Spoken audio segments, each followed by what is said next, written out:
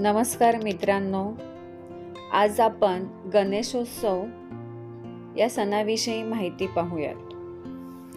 गणेशोत्सव आपण कोणत्याही कार्याचा शुभारंभ गणपतीच्या स्मरणाने करतो, म्हणून आपण त्याला श्री गणेशा असेही म्हणतो.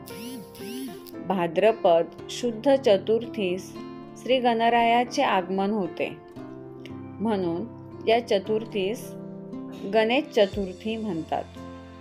शुभ कार्यात विघ्न येऊ नयेत, कार्य निर्विघ्नपणे पार पाडण्यासाठी कार्याच्या आरंभी विघ्नहर्त्या गजाननाची प्रार्थना केली जाते.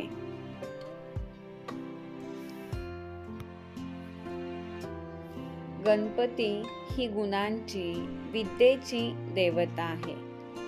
तो ज्ञानमय, विज्ञानमय आहे. गणेशाचे रूप आगळे वेगळे आहे. त्याला हत्तीचे डोके आहे. याचाच अर्थ असा की तो विद्येचा सागर व श्रेष्ठ विद्वान आहे.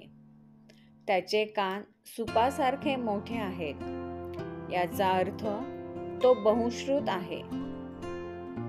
डोळे बारीक आहेत, म्हणजेच तो कोणत्याही गोष्टीचे बारकाईने निरीक्षण करणारा आहे.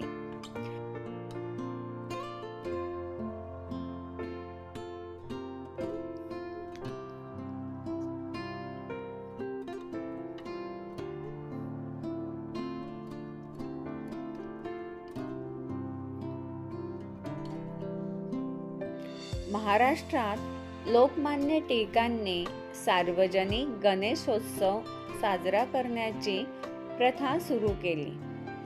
त्यामुळे समाजामध्ये ऐक्य निर्माण झाले. हा उत्सव धार्मिक आणि सामाजिक दृष्टीनेही महत्त्वाचा आहे. नेत्रदीपक, विद्युत रोषणाई केली जाते. पौराणिक, ऐतिहासिक, सामाजिक असे भव्य देखावे उभे केले जातात.